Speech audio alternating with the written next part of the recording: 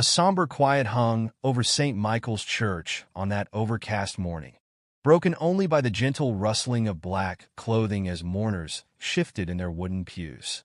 Hannah Morrison's funeral had drawn nearly every resident of Millbrook Valley, their collective grief palpable in the air thick with incense and whispered prayers. Through the stained glass windows, filtered sunlight cast muted colors across the coffin, its polished oak surface adorned with white lilies, Hannah's favorite flowers.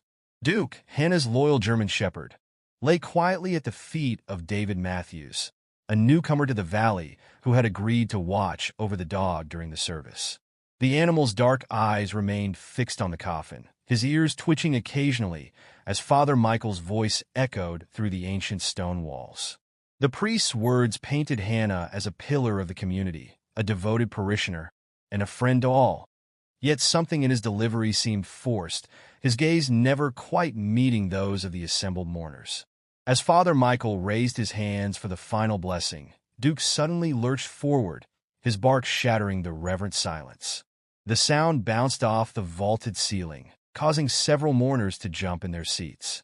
David grasped the dog's collar, but Duke's barking only intensified, his focus unwavering from the coffin. "Why is the dog barking at Aunt Hannah's box?" Young Emma Peterson's voice carried clearly through the chaos, her innocent question hanging in the air like morning mist. Father Michael's response was to turn away, his shoulders tensing visibly beneath his vestments. David noticed this reaction, filing it away in his mind as Duke continued to strain against his grip. The dog's behavior seemed more than mere distress. There was an urgency in his barks, a desperation that made the hairs on the back of David's neck stand up. As a former investigative journalist, he had learned to trust such instincts. The congregation's discomfort grew palpable as Duke's barking persisted. Mrs. Thompson, the church organist, attempted to drown out the noise by beginning the recessional hymn, but the dog's deep barks cut through the music like a knife through silk. Some mourners began to whisper among themselves, their eyes darting between the agitated dog and Father Michael's increasingly rigid posture. David studied the priest's reaction more closely now. Father Michael's hands trembled slightly as he gripped the podium, his knuckles white with tension. When the priest finally turned back to face the congregation, David caught a glimpse of something in his eyes. Was it fear? The expression vanished quickly, replaced by a practiced smile that didn't quite reach his eyes. "Please," Father Michael's voice cracked slightly before he steadied it. "Let's continue with our farewell to dear Hannah. These interruptions should not detract from our purpose here today." But Duke would not be silenced. His barks took on a different tone now, almost mournful, as if he were trying to communicate something specific. David had spent enough time around animals to know that dogs often sense things humans couldn't or wouldn't acknowledge. The way Duke's gaze remained locked on the coffin, the way his muscles tensed beneath his fur, suggested something beyond simple grief. Through the commotion, David noticed another detail that others seemed to miss. Each time Duke barked, Father Michael's right hand would twitch slightly, reaching toward his collar before dropping back to his side. It was a subtle tell, the kind that most people would overlook, but to David's trained eye, it spoke volumes about the priest's discomfort. The funeral proceeded in fits and starts, with Duke's barking punctuating every prayer in him. As the service drew to a close, David observed the gathered mourners more carefully. Most showed the expected signs of grief, red-rimmed eyes, trembling hands clutching tissues, shoulders bent on to the weight of loss. But there were others, a select few, who seemed more concerned with watching Father Michael than mourning Hannah. Among them was Sarah Collins, the town librarian, whose sharp eyes never left the priest's face. When she caught David watching her, she quickly looked away, but not before he noticed the worried crease between her brows. Another was George Henderson, the retired police chief, who sat at the back of the church with his arms crossed, his expression more thoughtful than sorrowful. As the coffin was carried out, Duke's barking reached a crescendo. The dog lunged forward with such force that David nearly lost his grip on the collar. In that moment, Father Michael stumbled slightly, catching himself on the altar rail. The brief flash of panic that crossed his face told David everything he needed to know. Whatever secret lay behind Hannah's death, the priest was intimately acquainted with it. The procession to the cemetery was a subdued affair, with Duke walking beside David, whining softly now rather than barking. The dog's earlier outburst had left an impression on the mourners. Small groups huddled together, speaking in whispers as they followed the hearse. David found himself walking near Sarah Collins, who seemed to be deliberately keeping pace with him. "Dogs know things," she said quietly, her words nearly lost in the sound of footsteps on gravel. Hannah used to say that Duke was the best judge of character she'd ever met. She glanced meaningfully toward Father Michael, who walked ahead of them, his shoulders still rigid with tension. David nodded, encouraging her to continue, but Sarah merely pressed her lips together and shook her head slightly. The message was clear. This wasn't the time or place for such discussions. But her words had confirmed what David was already beginning to suspect. Hannah's death held secrets that someone in Millbrook Valley wanted to keep buried. As the coffin was lowered into the ground, Duke's whines grew softer, more resigned. The dog watched each shovelful of earth with mournful eyes, as if he understood the finality of what was happening. But when Father Michael stepped forward to deliver the final prayers, Duke's ears flattened against his head, and a low growl rumbled in his chest. The sound was quiet enough that only those standing nearest could hear it. But David saw Father Michael's step falter. The priest rushed through the final blessing, his words running together in his haste to conclude the ceremony. As the mourners began to disperse, David noticed George Henderson lingering by Hannah's headstone, his weathered face thoughtful as he watched Father Michael's retreating back. Duke's behavior at the funeral had set something in motion, a subtle shift in the fabric of Millbrook Valley's quiet existence. As David led the dog away from the cemetery, he could feel the weight of unasked questions hanging in the air. Hannah's death had left more than just grief in its wake. It had cracked open a door behind which lurked shadows that some would prefer to remain hidden. The walk back to Hannah's house was silent, but David's mind was anything but quiet. He had come to Millbrook Valley seeking peace after years of chasing stories across the country. Instead, he found himself drawn into what promised to be the biggest story of his career. If he could uncover the truth that had made a loyal dog bark at his owner's coffin and a respected priest turn away from a child's innocent question. As they approached Hannah's modest home, Duke's demeanor changed. The dog trotted ahead, leading David not to the front door, but around to the back garden. There, among the overgrown roses and weathered garden furniture, Duke began to paw at the ground near an old oak tree. David watched, his journalist's instincts firing, as the dog's actions became more insistent. The sun was setting now, casting long shadows across the garden. In the growing darkness, David would make out something unusual about the disturbed earth where Duke was digging. It looked recently turned, despite the overgrown state of the rest of the garden.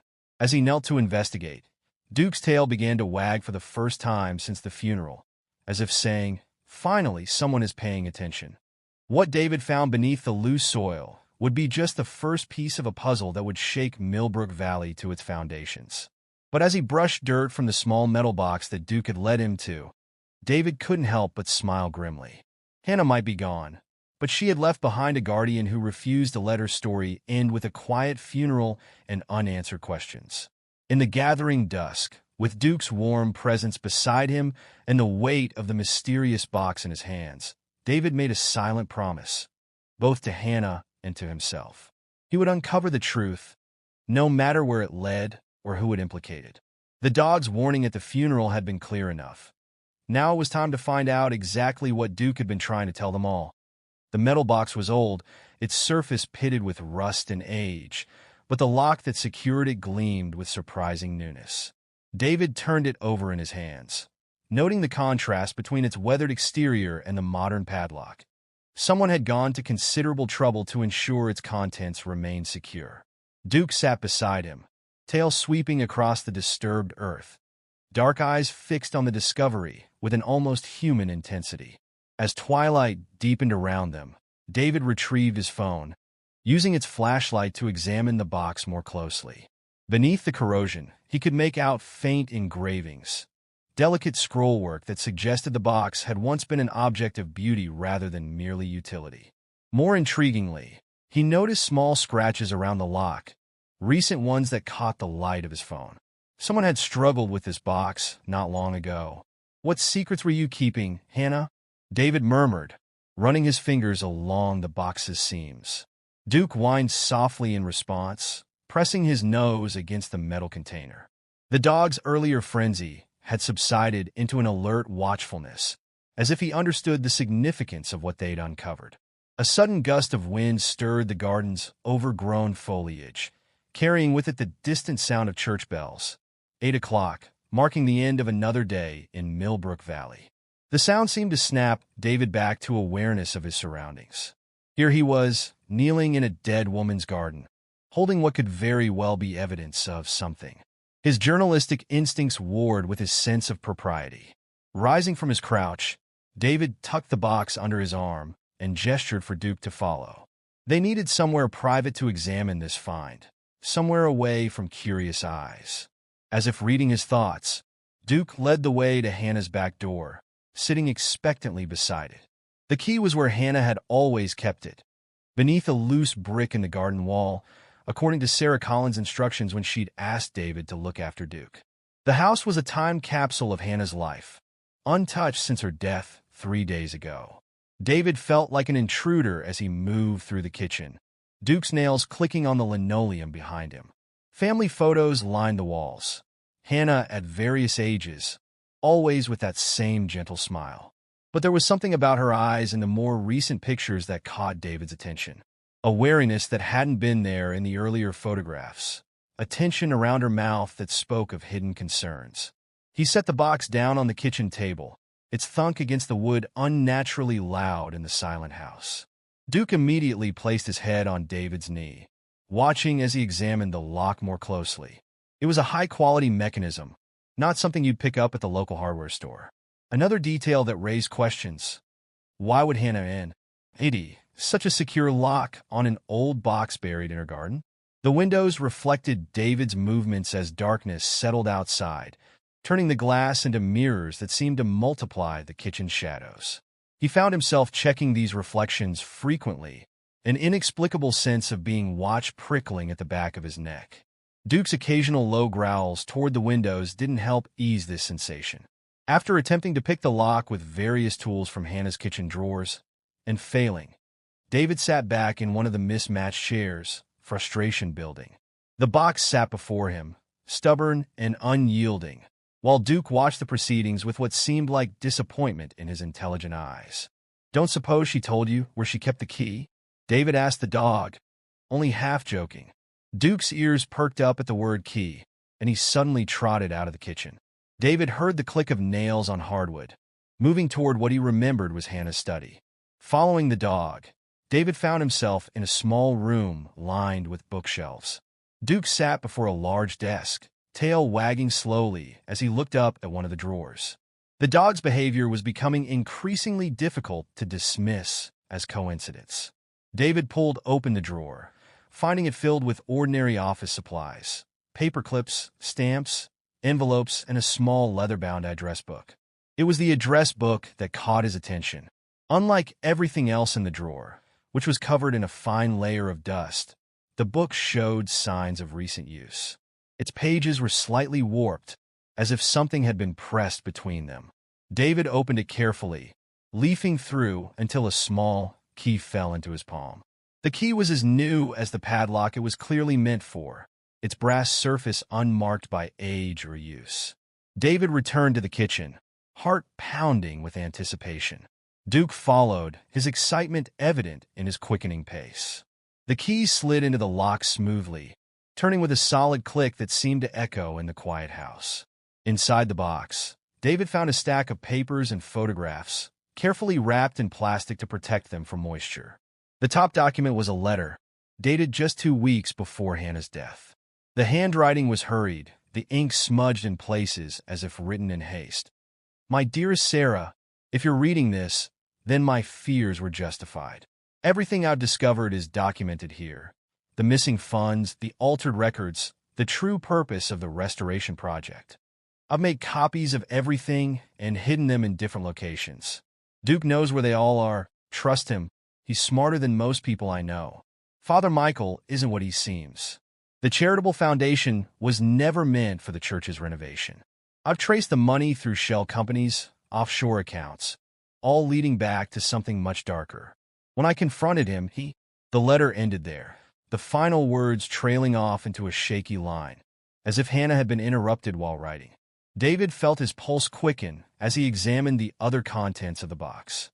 Bank statements, photographs of documents, USB drives carefully sealed in waterproof bags. Hannah had been building a case, methodically gathering evidence. But evidence of what? The documents painted a complex picture of financial manipulation, with Father Michael's name appearing repeatedly in connection with large transfers of funds. Photos showed the priest meeting with unknown figures in various locations around town, all time-stamped within the past year. One image in particular stood out. Father Michael accepting an envelope from a man whose face was carefully turned away from the camera, taken in the church parking lot late at night.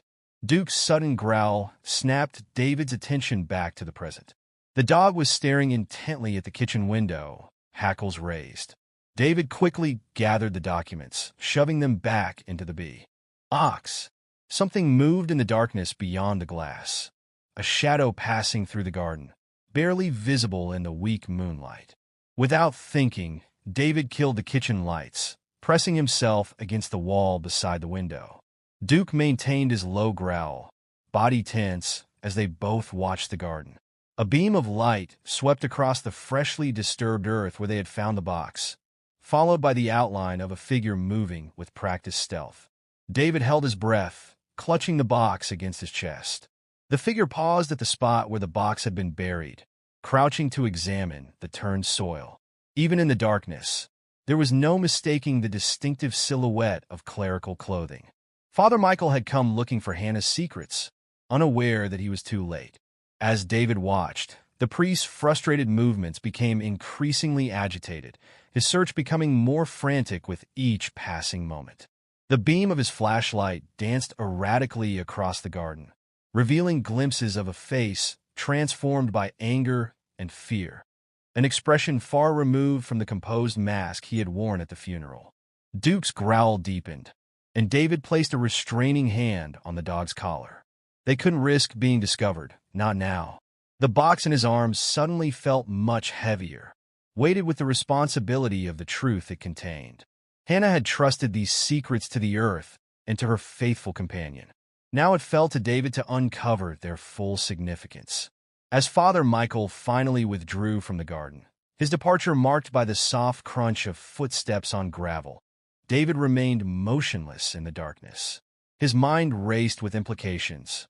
The priest's nocturnal visit confirmed the importance of what they'd found, but it also raised the stakes considerably. Whatever Hannah had uncovered, it was significant enough to drive a man of the cloth to skulk through gardens in the dead of night. Duke's tension gradually subsided, though he maintained his vigilant watch at the window. David sank into a kitchen chair, the box open before him once more.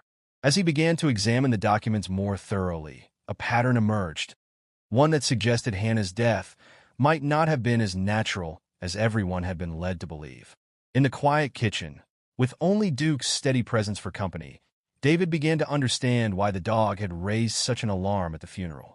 Hannah's loyal companion hadn't just been mourning his owner. He had been trying to warn them all. Now, surrounded by the evidence of Hannah's private investigation, David realized that the dog's warning had been just the beginning. The real question was, how many more secrets lay buried in Millbrook Valley, waiting to be uncovered? And more importantly, how far would certain people go to keep those secrets hidden? As David sorted through Hannah's carefully gathered evidence, he couldn't shake the feeling that he had stumbled onto something far larger and more dangerous than a simple case of financial misconduct. Duke suddenly lifted his head, ears pricked toward the front of the house. A car engine rumbled to life in the distance, growing fainter as it moved away. Father Michael leaving, presumably. But the priest's departure didn't diminish the sense of urgency that now filled the kitchen. If anything, it intensified it. David reached for his phone, scrolling through his contacts until he found Sarah Collins' number. Hannah's letter had been addressed to her. She clearly knew something about all this. As he waited for the call to connect, David watched Duke return to his vigilant position by the window. The dog's unwavering loyalty to Hannah, even after death, was becoming clearer with each new discovery. The phone rang once, twice, 3 times before going to voicemail. David ended the call without leaving a message. Some conversations needed to happen in person, away from any potential electronic surveillance. He had been a journal. It's long enough to know that in cases like this, paranoia was often just good sense. Gathering the documents into a more organized pile, David began to photograph each one with his phone. He needed backup copies, stored somewhere secure. Hannah's meticulous approach to evidence gathering had likely saved these documents from discovery. He would need to be equally careful to ensure they remained safe. As he worked, a plan began to form in his mind. Hannah had mentioned multiple copies hidden in different locations, with Duke knowing where to find them all. The dog's earlier behavior in leading him to the address book suggested this wasn't just a grieving owner's fanciful notion. Duke really did seem to know something about Hannah's system. Looking at the German Shepherd's alert profile silhouetted against the window, David made a decision. Tomorrow, they would begin following Hannah's trail in earnest. But tonight, they needed to secure what they'd already found and prepare for what was becoming clear would be a dangerous investigation. The dog turned to meet his gaze, and in those intelligent eyes, David saw something that strengthened his resolve. Duke wasn't just a pet grieving for his owner. He was Hannah's last line of defense, a guardian of truth who had chosen to trust David with his mission. Together, they would uncover what Hannah had died trying to expose, no matter the cost. The night deepened around the small kitchen, but neither man nor dog showed any sign of weariness. There were too many questions that needed answers, too many shadows that needed light. And somewhere in Millbrook Valley, a priest was realizing that his secrets were no longer as secure as he had believed.